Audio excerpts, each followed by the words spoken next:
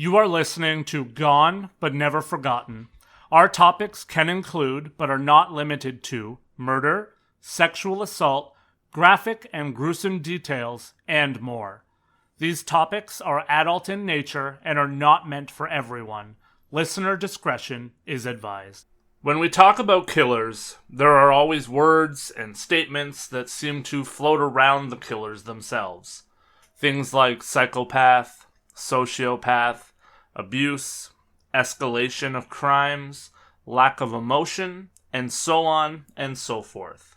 However, if you are into the psychology of true crime, you're very well aware of the fact that we barely know what makes a killer tick, and we barely know what causes someone to one day change everything in their mind enough that they're capable of taking another life.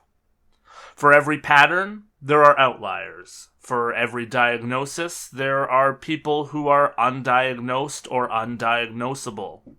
We really do not know what it is within someone that makes them A, capable of being a killer, and B, capable of the actual killing.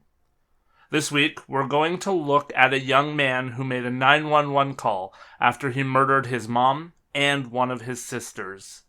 In that call, he had no emotion. He knew what he had done and seemingly knew where he was headed. It is chilling to hear the voice of someone who had just taken the lives of two members of his family. This case will chill you to your bones. Hello, my name is Lance, and welcome to episode 89 of Gone But Never Forgotten, influenced by a movie, The Murders of Jami and Mallory Evans.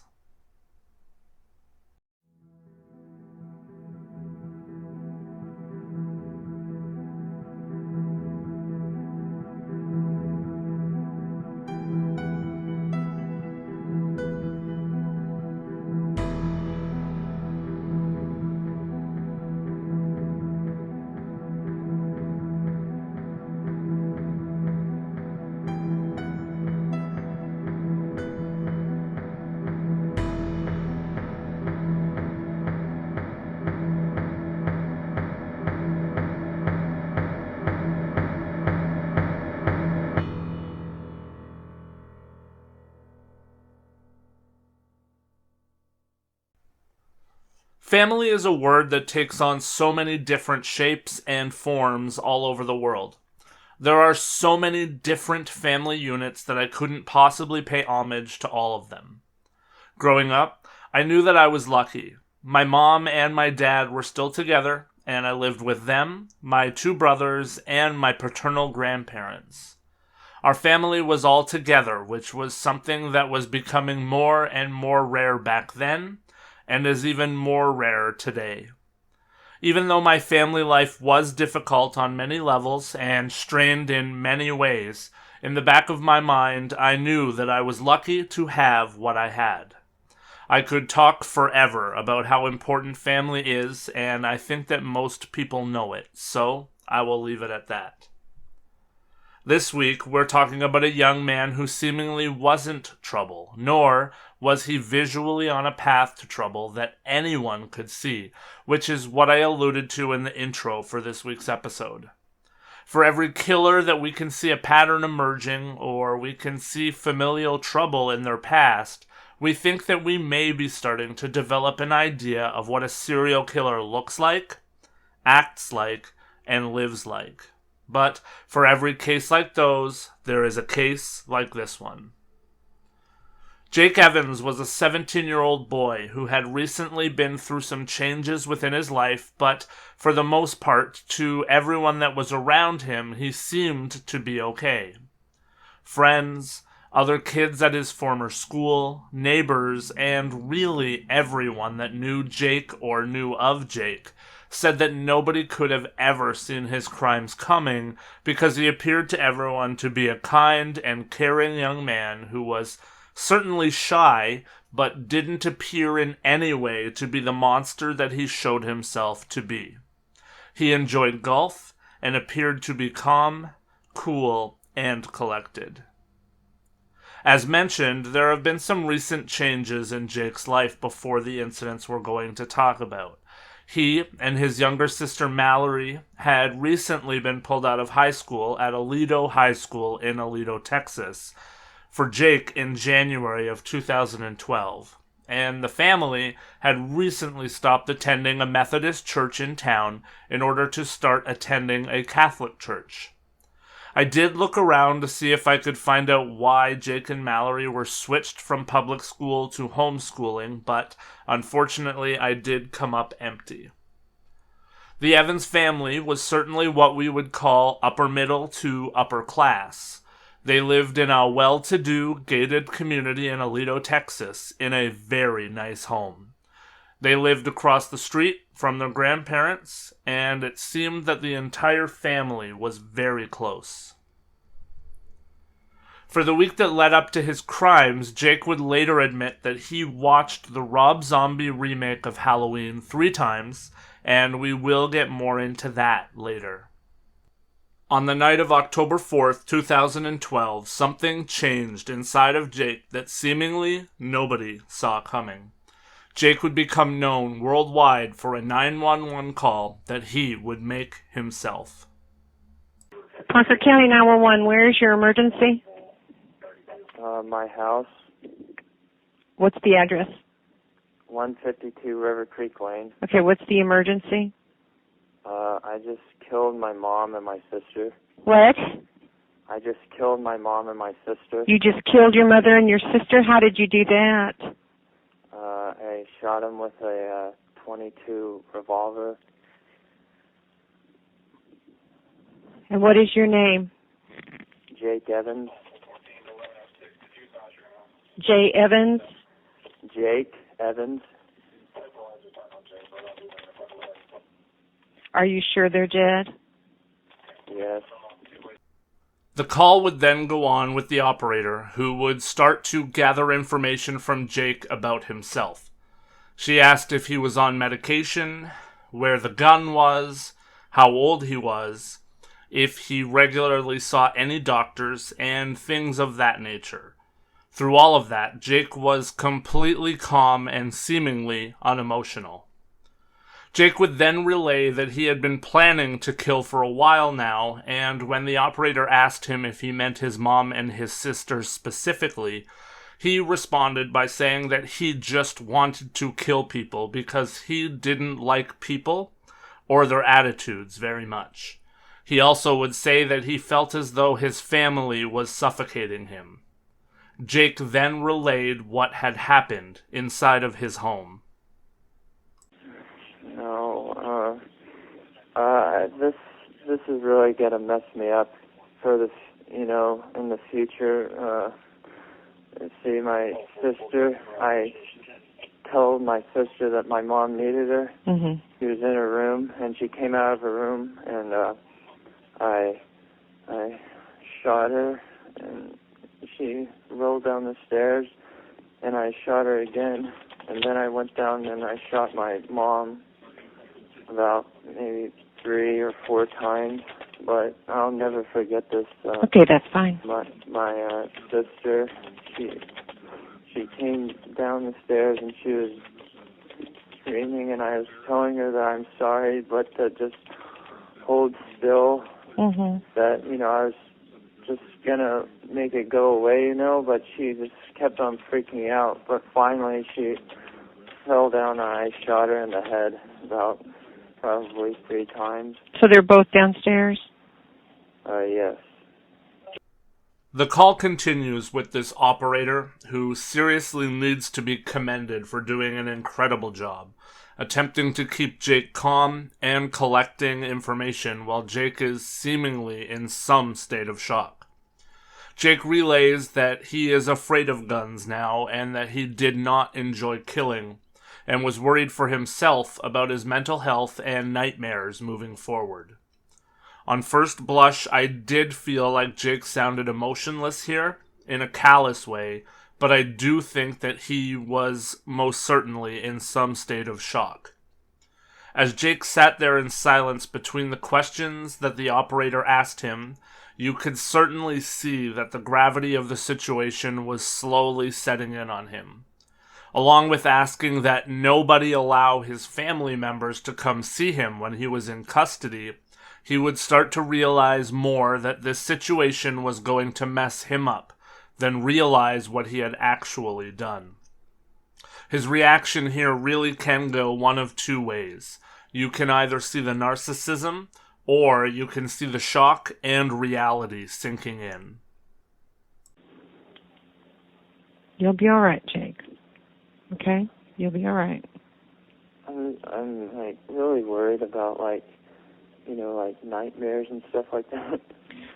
Are there any type of medication for that and stuff? Well, I think there is. I don't know. I'm not a doctor, but the justice system, and I'm sure your family will get you the support you need. I don't mean to sound like a wimp or anything, but this is wow. I've never done anything violent in my whole life, You don't sound like a violent person. No, you don't. From there, the operator tells Jake to put the phone down and to walk out the front door with his hands in the air, and that is precisely what happened. As officers attended the scene, they would find Jake in the front of his home with his hands up above his head. Jake would be taken into custody and charged with 2 counts of murder and 1 count of capital murder, and denied bail for the murders of 48-year-old Jami Evans and 15-year-old Mallory Evans. Once in custody, investigators were able to get Jake to admit to everything that happened, and Jake also willingly gave a written confession to investigators detailing everything. Jake said that he had earlier in the day watched Halloween by Rob Zombie for the 3rd time that week, and he remembered being astonished that the boy in the movie had been so calm and collected while he killed his stepfather, sister, and his sister's boyfriend. And he said that he remembered thinking to himself that he would be that cool and that collected if he were to kill someone. He said that when he finished the movie, he put it back into its case and threw it in the garbage so that nobody would blame the movie when he committed the murders that he was planning. Jake said that he then went out into the yard and started to hit golf balls until about 5:30 p.m., when he returned to the living room to think to himself and make plans about killing his family. He said that his plan was to first kill his mom and his sister, who were inside of the home with him, and then he would head across the street to kill his grandparents and his oldest sister, who lived with them. Finally, he intended to wait at his house until the following day, when his other sister was due to come home from school for a visit, and he intended to kill her as well. He laid out that earlier in the day he had gone to the allergist with his sister, and the two of them had got into an argument because she had made a racist comment, and Jake had scolded her and told her that she was becoming white trash. Later in the day, she had asked him if he wanted to watch a movie with her, and he declined, opting instead to go into the basement to get his father's knife.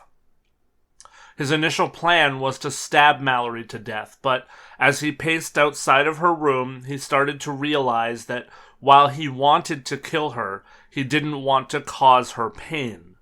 The thought of hurting his family bothered him, but not the thought of killing them. Jake said that he started to think about all of the times that Mallory had pissed him off, though, and he still did want to kill her. He sat with Mallory for a while, and then the two started to have a pillow fight. While they were pillow fighting, with the knife in his pocket, Jake realized that he did not want to stab Mallory at all. He didn't want anyone that he killed to feel anything. So, instead, Jake went into his closet in his bedroom to get the .22 caliber gun that he had stolen from his grandfather. Jake said that he sat on his bed for a long time, opening and closing the cylinder. He then said that he paced around the house for about an hour, thinking about how his life would never be the same and he would never see his family again, seemingly arguing with himself about what to do. In the end, though, Jake could not resist the urge that he had at this point to kill people. Jake then devised his plan. He went to his sister's bedroom door and knocked on it, telling Mallory that their mom wanted to talk to her. Jake said that when Mallory came out, she saw Jake pointing the gun at her, and she thought that he was joking around, but said that Jake was freaking her out. Jake said that he then shot her in the back and the back of the head. Jake said that after he did that, he immediately ran to the study where his mom was, and he shot her 3 times in the head as well. While he was in the study, Mallory fell down the stairs of the home. Jake said that he was instantly in shock and that he ran to his room and started to yell and scream at himself. He said that he knew, and he yelled, that he had really messed up and he killed his mom and his sister. He said that he then took the rest of the shells out of the gun because he knew that he couldn't kill anyone else. But he then heard a noise and he realized that Mallory was still alive. He then reloaded the gun, ran back to Mallory, and shot her again in the head to ensure that she was dead while he screamed, "I'm sorry," at her. He then said that he ran back to the study again and shot his mom in the head another time to ensure that she too was completely dead. He said that after that he had walked around outside for a while and then went back into the house, put the still-loaded gun in the kitchen, and eventually called 911. Jake wrote that people in our world are terrible. He said that people, especially teenagers, were cruel to one another, and that the world was filled with racists, bullies, and people who are full of themselves. He said that he felt like his own family was turning into those kinds of people. He closed his statement by saying that he knew that he would never kill again because murder was the most dreadful and terrifying thing that he would ever experience in his life. He wrote that what happened in his home the night before would haunt him forever. Even with the 911 call and the written confession, there was a long wait in this case. 2.5 years, in fact. First, there was the issue of the capital murder charge. In Texas, as we've covered in the past, a capital murder charge could only be sentenced with a death penalty or with life imprisonment. However, at the time of the murders, Jake was 17, so that raised many issues. The United States Supreme Court had ruled that it was unconstitutional to charge Jake with capital murder because of his age. Changes would come to that law over the 2.5 years, but ultimately nobody knew if the charge would carry in court. On top of that, the court also fought back and forth on whether or not Jake was even fit to stand trial because of his mental health. 2 psychologists had determined that Jake was incompetent to stand trial, and he was placed into the care of a state mental health hospital. On April 20th of 2015, though, officials at the hospital would notify the courts that Jake was now competent to stand trial, and a judge restored his competency in the system and asked him if he understood the agreement that he was entering into with the state regarding his plea. That agreement was that the capital murder charge would be removed from the charges against Jake, and in return for a guilty plea, he would receive 45 years for each murder that would be served concurrently. He would also be eligible for parole in half of that time, so 22.5 years, and he would be credited with 2.5 years for the time that he was in custody at the mental health hospital. Jake's family, for their part, actually agreed to and tried to petition for a shorter sentence for Jake, but they said that they appreciated the deal that got rid of the capital murder charge and the trial that capital murder trial would bring. Jake's attorney would say that Jake's family supported the lesser sentence because everyone knew that a capital murder trial would be much more painful and much more drawn out for everyone involved. The family also had the belief that they had already lost 2 members of their family, and they didn't want to be a part of a trial that would likely finish Jake's life as well, in one way or another. The family would release a statement saying, quote, "We wish to close this chapter of our lives in order to continue healing as a family," unquote. Parker County Assistant District Attorney Robert Dubois would say that he was blown away and in awe of the Evans family and their ability to forgive and move on under the circumstances. For me, I think that this makes the story even sadder, to be honest. Jake obviously had some kind of issues that had gone undiagnosed prior to these 2 murders, but he also had a family that still was looking out for what was best for him, even after he had taken 2 lives. Obviously, we don't know for sure what the family is like, but it sure seems to me that there is a lot of love and compassion if the rest of the family can stand up and fight for a less heavy hand against someone that took 2 people from their family, even if that person is also family. In the end, Jake Evans will be eligible for parole around the year 2035 and around the age of 40. The sentence was made official on April 30th, 2015. These cases are always extra emotional, I think. I would certainly say that, thankfully, a child killing their family is not common, but when it happens, it certainly raises the hair on the back of your neck. If you want to hear the 911 call that Jake made in full, you can easily find that on various places on the internet. If you go to listen or have heard it before, let me know what you think. Do you get the feeling that Jake was a young man that was suffering from being in shock when he called 911? Was that a young man who couldn't comprehend what he had done and a young man who didn't understand what murder was before he committed it? Did he just have a mental break that caused his deepest, darkest thoughts to come to the surface? Or, on the flip side of that, was this a young man who was calmly describing everything that he had done with no emotion whatsoever? Is this a man that sounds psychopathological and who doesn't have any emotional response whatsoever to what he had done? Personally, like I said earlier, I think that both arguments have merit, so I would love to have this conversation with you goners online and see where other people stand. Also, how does this make you feel when a family stands up, whether the killer is their relative or not, and argues for a shorter sentence? Does that inspire awe for you, or does it incite you?